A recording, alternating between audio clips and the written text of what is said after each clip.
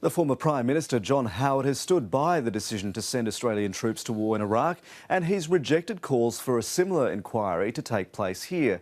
Australia was one of the key partners in the US-led coalition. The nation's contribution to the war cost an estimated $5 billion. More than 17,000 soldiers served in the Iraq conflict up to 2009. 2 ADF personnel have died, both of them in non-combat related incidents. Anne Barker has this report. When US forces invaded Iraq, Australian troops were right behind. We are determined to join other countries to deprive Iraq of its weapons of mass destruction. Opponents of the war accused the government of exaggerating the threat and say the Chilcot report is now vindication. We know this now more clearly than ever, that the Howard government took us to war on a lie.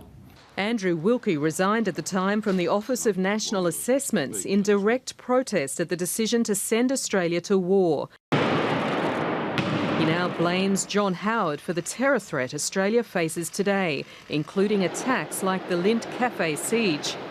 Not only did it turbocharge Al-Qaeda back then, but it created the circumstances for the rise of Islamic State.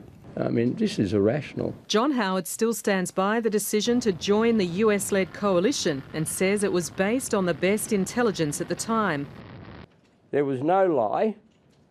There were errors in intelligence, but there was no lie.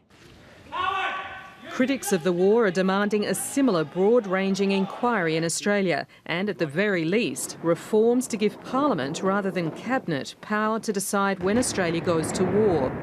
The current system is just the danger of small group decision-making. Australia has already had 2 inquiries, one of which found the evidence of any weapons of mass destruction in Iraq was thin, ambiguous and incomplete. Anne Barker, ABC News.